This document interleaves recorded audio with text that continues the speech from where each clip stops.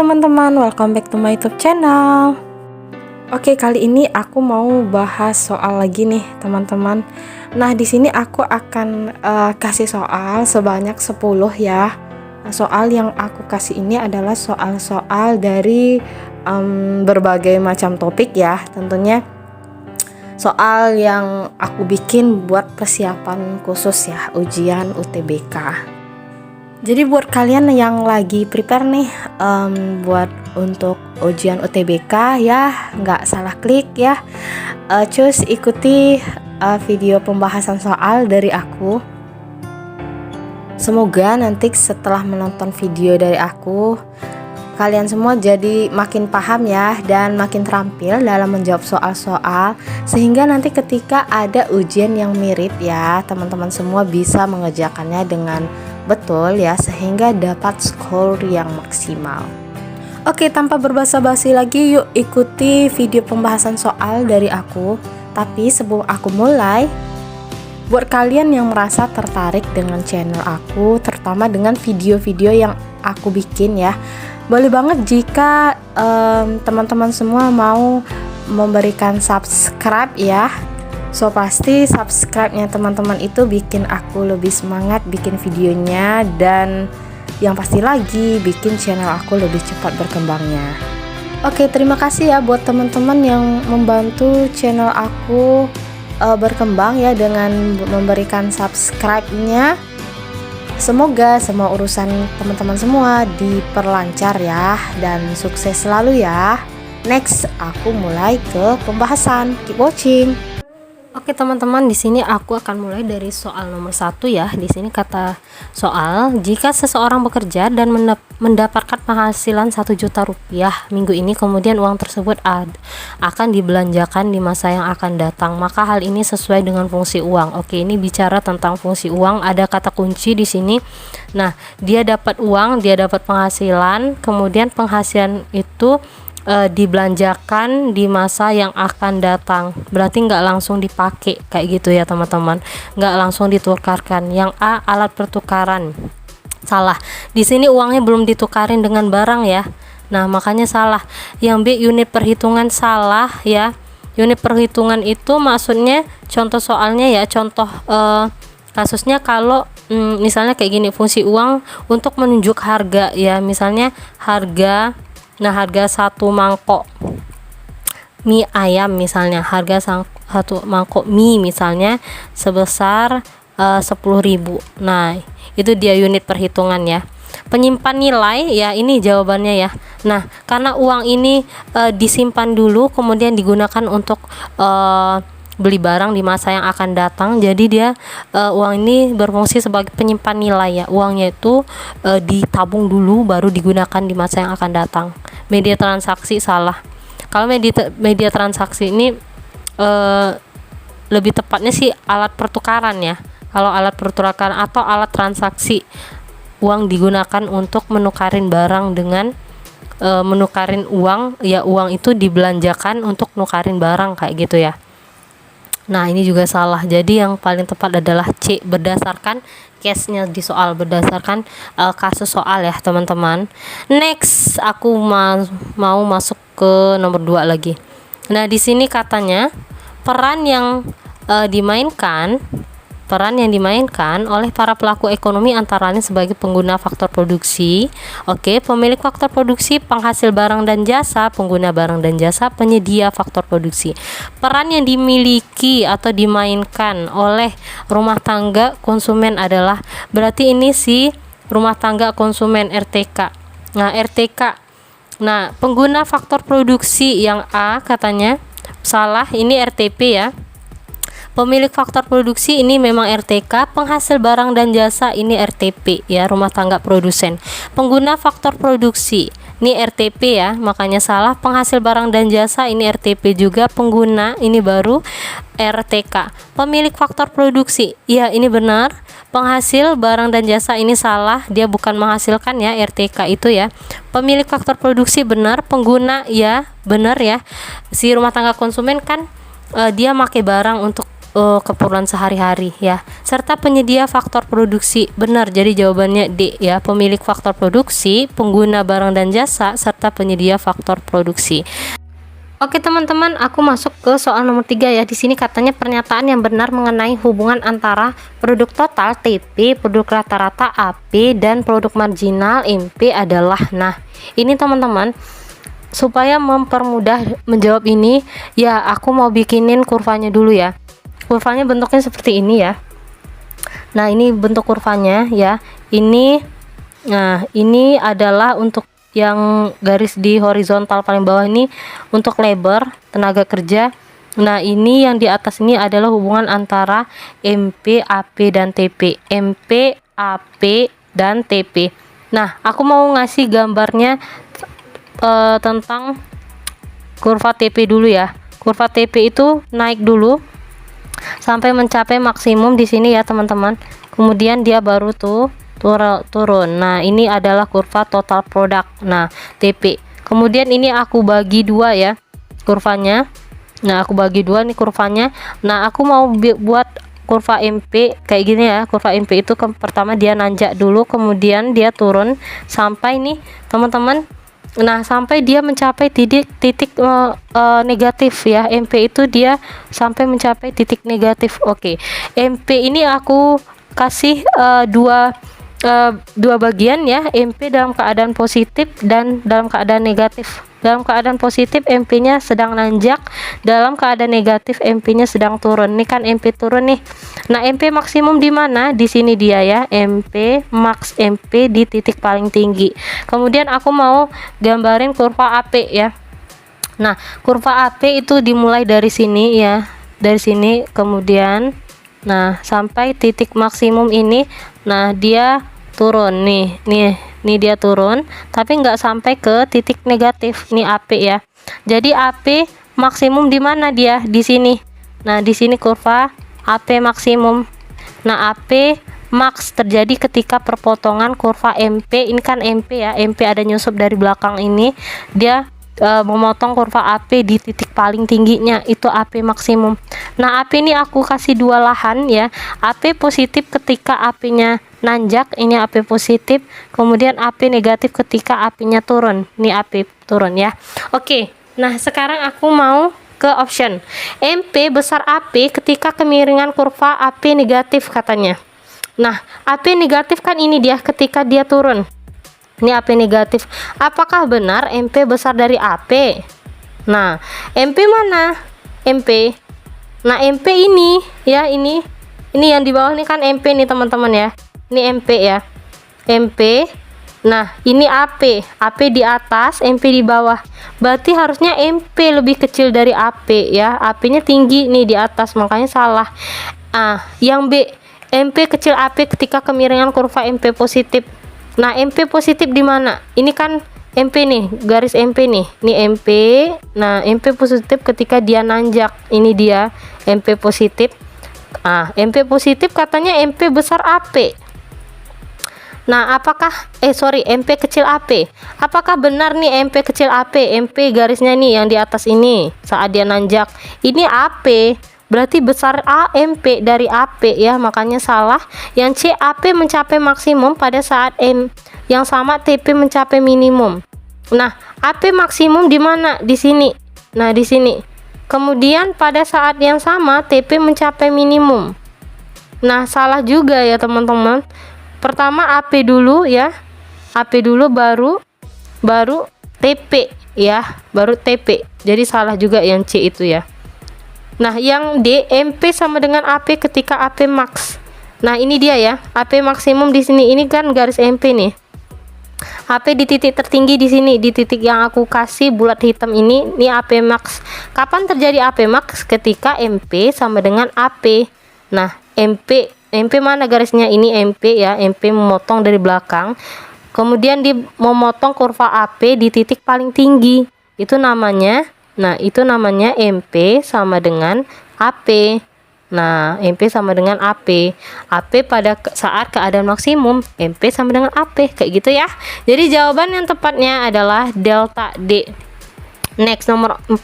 Contoh pajak di Indonesia yang dipungut pemerintah daerah adalah, nah ini teman-teman, pemerintah daerah ya, berarti pajaknya itu disetor ke daerah. Nah, pajak kendaraan bermotor, ya langsung ketemu jawabannya ya. Ini dia, pajak penjualan barang mewah ini pajak pusat ya, pajak penghasilan ini juga pusat, pajak bumi bangunan pusat, pajak pertambahan nilai juga pusat. Jadi jawabannya alfa.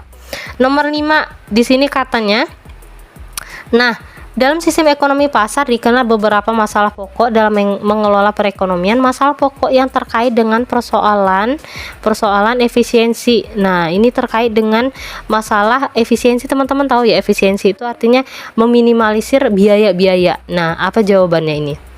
Barang apa yang diproduksi, bagaimana cara memproduksi, untuk siapa, kapan barang diproduksi, siapa yang produksi. Nah, ini jawabannya ini jawabannya barang apa yang diproduksi ya teman-teman. Nah, ini terkait barang apa yang diproduksi, jenis barangnya. Nah, itu terkait dengan masalah yang disoal ya, masalah efisiensi biaya. Nah, kayak gitu. Jadi jawabannya alfa. Nomor 6. Garis anggaran, katanya di sini garis anggaran akan berotasi ke kanan bila, nah kalau berotasi ke kanan ya itu ada dua faktor ya. Ini dia ya, berotasi ke kanan. Bukan berotasi ya, bergeser ke kanan, bukan berotasi katanya di soal. Nah, ini dia ya. Kalau gesernya ke kanan berarti kan BL-nya kayak gini dia ya. Nah, ini barang X, barang Y. Nah, ini geser ke kanan, ini geser ke kiri. Kalau gesernya ke kanan itu karena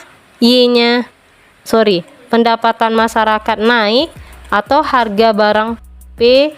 Nah, P dari harga dari X dan Y turun ya. Kalau untuk geser ke kiri dia, nah karena apa? Karena Y masyarakat, pendapatan masyarakat turun. Nah, harga barang P dari X dan Y, nah P dari X dan Y naik. Jadi jawabannya adalah pendapatan konsumen naik dan harga kedua macam barang turun. C, jawabannya C. Nomor 7. Nah, aku masuk nomor 7 ya. Nah, di sini katanya seorang produsen memilih untuk menggunakan uang yang dimiliki untuk memperluas usahanya dibandingkan untuk investasi di bank. Biaya yang terjadi karena keputusan tersebut disebut katanya kan. Nah, ini jawabannya biaya peluang ya teman-teman. Nah, biaya peluang itu apa? Biaya yang ditinggalkan atau kesempatan yang ditinggalkan karena kita sudah memilih satu alternatif pilihan terbaik. Nah, di sini kan dia menggunakan biayanya untuk memperluas usaha dibandingkan investasi. Berarti kesempatan untuk berinvestasi sehingga dapat untung jadi hilang. Nah, itu biaya peluang ya, D. Oke, next aku masuk ke soal nomor 8 ya. Di sini katanya, jika pemerintah menaikkan pajak kendaraan bermotor, maka katanya kan. Oke, teman-teman, pajak ini adalah faktor yang mempengaruhi penawaran. Ingat ya, faktor yang mempengaruhi penawaran. Nah, ini adalah faktor yang mempengaruhi penawaran. Nah, kalau pajak naik, kalau di teorinya ya, teks itu naik, maka jumlah barang yang dijual akan turun. Nah, akan turun. Nah, kayak gitu. Nah, kemudian pajak itu hubungannya ke kemana lagi? Ke harga ya. Nah, kalau pajaknya besar atau tinggi ya, maka harga barang, price atau P. Nah, P ini adalah harga ya. Harga barang juga akan naik. Kayak gitu ya, teman-teman. Jadi hubungannya ke penawaran ya. Jumlah barang yang dijual oleh konsumen ya, dimana kalau pajaknya tinggi, maka jumlah barang yang dijual akan rendah. Iya, kayak gitu ya, teman-teman. Nah, P-nya gimana? P-nya akan naik. Harga barang akan naik, kayak gitu ya teman-teman. Nah, so pasti yang nomor A ini salah. Permintaan kendaraan bermotor naik. Bukan faktor yang mempengaruhi permintaan, tapi penawaran ya. Yang B, permintaan sepeda turun. Nah, bukan, ini bukan ya teman-teman. Nah, nggak mungkin ya permintaan sepeda turun. Belum tentu ya kalau pajaknya naik itu pengaruhnya ke penawaran, bukan permintaan ya teman-teman. Nah, permintaan BBM naik. Nah, ini tidak ya, ini bukan jawabannya juga. Permintaan minyak pelumas atau oli naik. Iya, ini bukan ya, nggak ada hubungannya juga yang D ya. Pajak dengan permintaan biaya permintaan minyak pelumas. Nah, yang E, permintaan angkutan umum naik. Oke, ini jawabannya ya teman-teman. Nah, kalau pajak kendaraan bermotor naik, nah ini ya, kalau T-nya, T artinya tax, pajak. Nah, pajak kendaraan bermotor naik. Nah, pajak kendaraan harganya naik, maksudnya pajaknya naik. Nah, maka Ki yang dijual ya, jumlah produksi yang dijual berdasarkan teori kan turun jadinya ya. Nah, turun jadinya. Oke. Kemudian kalau pajak naik, jumlah barang yang dijual oleh si produsen akan turun ya, itu berdasarkan teorinya kayak gitu ya teman-teman. Nah, kemudian kalau pajaknya naik otomatis ya. Nah, otomatis gimana kira-kira nanti ke permintaan yang akan dilakukan oleh konsumen. Nah, kalau pajak naik, otomatis P-nya naik ya. Permintaannya turun ya, ini ya. Berarti ini teman-teman gini ya, teman-teman. Pajak naik. Nah, maka harga jual dari barang tersebut, dari motor tersebut akan naik. Maka Ki-nya, Ki jumlah barang yang dibeli oleh si konsumen, endingnya juga bakal turun ya. Kalau harga naik kan permintaannya juga turun. Nah, gimana kalau permintaan terhadap kendaraan turun? Nah, berarti permintaan angkutan umum akan naik ya teman-teman. Karena di sini antara kendaraan dengan angkutan umum ini kan sifatnya pengganti. Nah, dengan angkutan umum ini barangnya bersifat pengganti nih teman-teman, pengganti ya. Kalau misalnya harga barang yang satu naik, maka jumlah barangnya pasti turun. Oke, orang kemana beli? Ke harga barang yang belum naik tadi ya. Ke harga barang yang mana? Angkutan umum ini kan belum naik harganya, jadi orang bakal pergi mencari angkutan umum ya, sehingga permintaan angkutan umum juga bakal naik. Oke, ngerti ya teman-teman? Sips. Kita next ke soal nomor 9. Nah, manakah pernyataan yang merupakan manfaat dari perdagangan internasional? Oke. Kalau kita berdagang otomatis kebutuhan dalam negeri terpenuhi. Berarti yang nomor 2 ini betul ya, masyarakat dapat mengkonsumsi barang yang tidak dapat diproduksi dalam negeri. Yang nomor 1, produsen dalam negeri dapat memasarkan produknya secara lebih luas ke negara lain. Ini juga benar ya. Kalau kita berdagang itu berarti kita nggak hanya jual produk kita di dalam negeri aja, tapi juga bisa ekspansi ke luar negeri, masarin produk kita. Yang 3, masyarakat memperoleh pilihan produk yang lebih banyak. Ini benar banget ya. Kalau kita ekspor impor barang, otomatis kita akan dihadapkan oleh barang-barang baru yang variasinya lebih banyak, bahkan kualitasnya juga kadang lebih bagus kayak gitu ya teman-teman. Nah, yang E, nilai mata uang dalam negeri menjadi kuat. Ini belum tentu ya teman-teman. Nah, ini tergantung nih. Kalau misalnya ekspornya memang lebih besar dari impor, ya barangkali bisa ini mata uang dalam negeri ini menjadi lebih kuat maksudnya ya. Tapi kalau sebaliknya ya, impor kita lebih besar daripada ekspor, nah itu bisa menyebabkan mata uang kita juga menjadi lemah kayak gitu. Jadi yang 4 ini belum tentu ya nilai mata uang dalam negeri menjadi lebih kuat. Harus ada kondisinya di sini ya. Kalau misalnya kondisinya memang ekspor kita tinggi sehingga mata uang kita banyak diminati oleh orang asing ya, makanya itu mungkin bisa menyebabkan mata uang kita lebih kuat ya. Jadi jawabannya 1, 2, 3 alfa ya. Jawabannya A. Nah, nomor 1, nah ini ya, nomor 1, nomor 2, nomor 3 jadi alfa. Oke, next aku masuk ke soal nomor 10 ya. Nah, ini gampang banget ya teman-teman.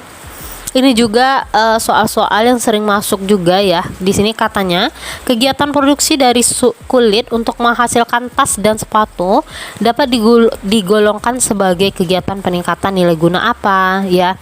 Nah, nilai guna tempat. Nah, ini bukan jawabannya. Kalau nilai guna tempat ini ya, barang itu berguna ketika udah pindah tempatnya ya. Contohnya apa? Contohnya, nah, padi di lumbung. Nah, padi di lumbung, tahu ya, lumbung padi ya. Nah, padi di lumbung ini lebih berguna ketika udah dibawa ke kota.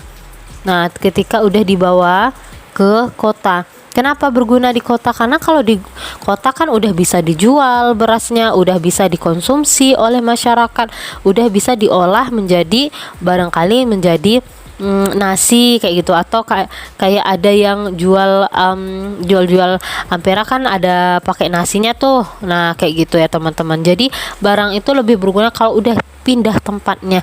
Kegunaan waktu ini barang lebih berguna ketika digunakan di tempat yang tepat kayak gitu ya teman-teman. Contohnya ini dia, jas hujan kita gunakan ketika hujan ya. Kalau ketika panas, jas hujan nggak bisa digunakan, maksudnya nggak berguna ya. Itu kegunaan waktu. Kegunaan bentuk, nah ini teman-teman, nah ini barang itu berguna jika udah berubah bentuk ya. Jika udah berubah bentuknya. Jadi bentuk yang awalnya atau bentuk semulanya ya dia belum berguna teman-teman. Nah, contohnya ini, contohnya ketika kita merubah kayu menjadi kursi, atau kayu menjadi kursi, lemari, tempat tidur kayak gitu ya. Nah, atau bingkai foto. Nah, itu dia ya, lebih berguna ketika udah menjadi sesuatu yang bernilai ini ya. Kursi, lemari kan bisa dipakai nih sama masyarakat nih. Jadi sebelum itu berguna nggak dia? Enggak ya, dia tidak bisa menjadi apa-apa nih. Paling kayu kalau misalnya di hutan dia dalam bentuk pohon ya. Jadi dia belum juga dalam bentuk benda yang dapat digunakan oleh manusia kayak gitu ya. Jadi itu intinya, kegunaan bentuk itu barang berguna ketika udah berubah bentuknya. Jadi kayu ini kita olah, kemudian setelah hasil olah itu jadi dia berubah menjadi sesuatu yang bernilai ya, berguna bagi manusia. Kursi, lemari, atau bahkan hiasan-hiasan dinding kayak gitu ya. Oke, kegunaan pelayanan. Nah, barang itu berguna ketika ketika ada layanan yang tepat. Contohnya, nah, kulkas berguna ketika ada layanan listrik. Nah, kalau nggak ada layanan listrik, maka kulkas ini nggak bisa hidup ya teman-teman. Nah, jadi nggak bakalan berguna si kulkas ini kalau nggak ada listrik. Oke. Kemudian kegunaan kepemilikan ya. Pemilikan ini kurang kayaknya ya. Berarti ini harusnya kepemilikan. Nah, ini teman-teman. Nah, barang itu berguna ketika udah pindah milik ya. Barang itu berguna ketika udah pindah kepemilikan atau pindah milik kepemilikan. Nah, contohnya ini teman-teman. Nah, baju di toko ya, baju di toko ini lebih berguna ketika udah dibeli pelanggan. Nah, kalau udah dibeli pelanggan berarti kan udah pindah tempat tuh dari tangannya si toko, maksudnya dari tempat dia berada toko sama ke posisi yang baru ya. Ke tangan pelanggan. Kalau di tangan pelanggan baju itu udah bisa dipakai ya, sedangkan di toko bajunya hanya bisa dipajang aja kayak gitu ya teman-teman. Jadi belum bisa berguna ya bagi manusia. Jadi jawabannya ini adalah kegunaan apa tadi berarti ya, untuk menghasilkan tas dan sepatu dapat digolongkan sebagai, nah, kulit diubah menjadi tas dan sepatu. Ini berarti kegunaan bentuk ya. Jadi jawabannya Charlie ya, C jawabannya ya. Oke, semoga dimengerti ya teman-teman. Oke teman-teman, itu dia 10 soal beserta pembahasannya. Semoga dapat dimengerti ya, dan aku sangat berharap setelah teman-teman menonton video ini, semoga makin lancar nanti ketika jawab soal ya, makin cepat juga ketika menjawab soalnya. Nah, bagi teman-teman yang mau bertanya silakan bikin di kolom komentar ya. Bagi yang mau ngasih masukan ataupun saran boleh banget ya ditulis di kolom komentar. Oke, terima kasih ya buat teman-teman yang sudah mampir di channel aku. So pasti aku senang banget ya karena bikin channel aku lebih rame dan yang lebih pasti lagi bikin lebih cepat berkembangnya ya. Jangan pernah bosan untuk mampir lagi di kesempatan-kesempatan selanjutnya ya. Nah, karena waktu kita sudah habis, nah sebentar lagi aku akan selesaikan video kali ini. Tapi sebelum aku selesaikan, buat teman-teman yang masih mau memberikan tombol subscribe, silahkan diklik tombol subscribe-nya ya. Dan jangan lupa diaktifkan tombol notifikasi loncengnya supaya teman-teman semua tidak ketinggalan ya video terbaru dari aku. Oke, terima kasih ya. See you to the next video.